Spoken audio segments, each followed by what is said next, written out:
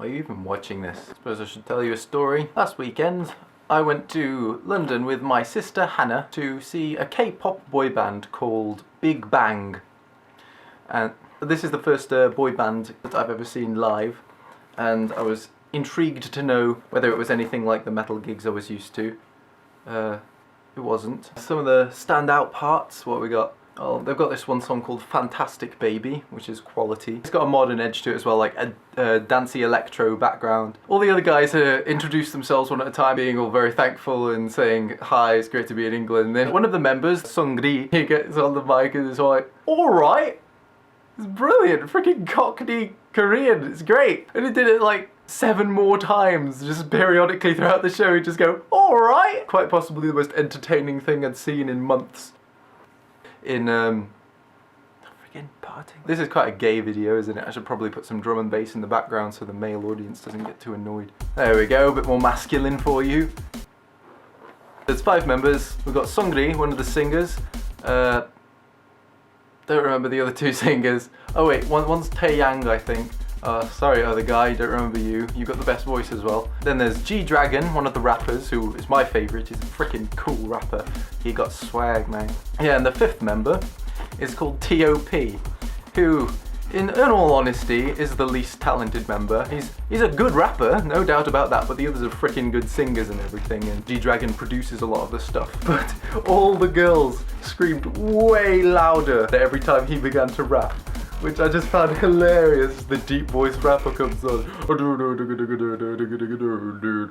all the girls freaking go, yeah, mental. It's a horrible knot, look at that. Ugh. Then they went into their the solo artist stuff. G-Dragon and T.O.P have done some more, I don't know, the Neptunes-esque hip-hop, which is freaking amazing. Diplo produced one of their tracks. There was this one part where G-Dragon decided to do the necessary rapper a cappella part. He'd come onto the mic and he'd say a line. Pause for the crowd to cheer. And then he'd sing another line and he'd make it rhyme. And he did this like 8 lines. None of them were particularly spectacularly, I don't know, huge revelations about philosophy or anything. It was, he's G-Dragon on the mic, basically. But, and then I just remember like, he did all these one-liners and the cheers were like, yeah. And then he did 2 lines in a row and then the crowd just erupted like, holy crap, you can remember that many syllables? So what else happened? They did the boy band chair thing where they had the 5 chairs in a row and the smoke at the bottom. That was fantastic. Good laugh. Oh, that was great. The Taeyang, which was the one that got topless, obviously, you know, necessity, and he did all the backflips, which were very good backflips, to be fair. There was one part where he said, I love London, because he spoke in the American accent. I love London, because the ladies are so beautiful, and the gentlemen are so gentle. I was like, ah, Christ. I thought it was a really subtle backhanded compliment. It's like, yeah, you're so gentle, so too gentle for the women, so they like me. That was the impression I got from it. Like, haha, they won't guess what I actually mean. I guessed. Taeyang, I see your plot. I hear that. That sounds kind of like a snare. Something about going to those kinds of live shows has a huge aspect of comedy to it. I think a lot of music has that. Like when you hear the key change in a Michael Jackson song, there is a lull moment. You hear the inevitable breakdown in like a hardcore song.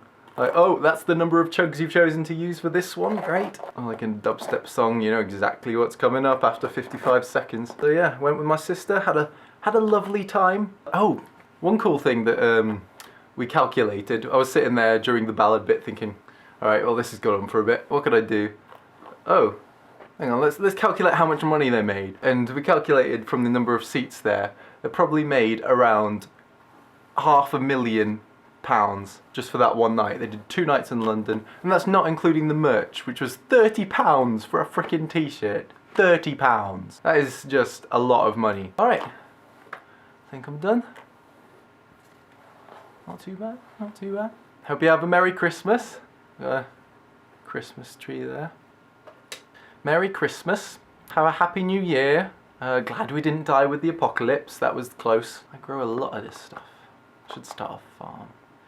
You know, there was this one time when I went into a club. I don't go into clubs often, but I went into a club. And this random chav chick tapped me on the shoulder. And was like, oh, can I buy your hair? Can you buy my hair? Yeah, I want to buy it. What? People do that? Sorry, random chav. This is mine. I've cultivated it through long and hard times. We've been through a lot together. And together we shall stay. Christ, look at all this. Bloody hell. Every frickin' time. Seriously, ugh. One brushing. How am I not bald?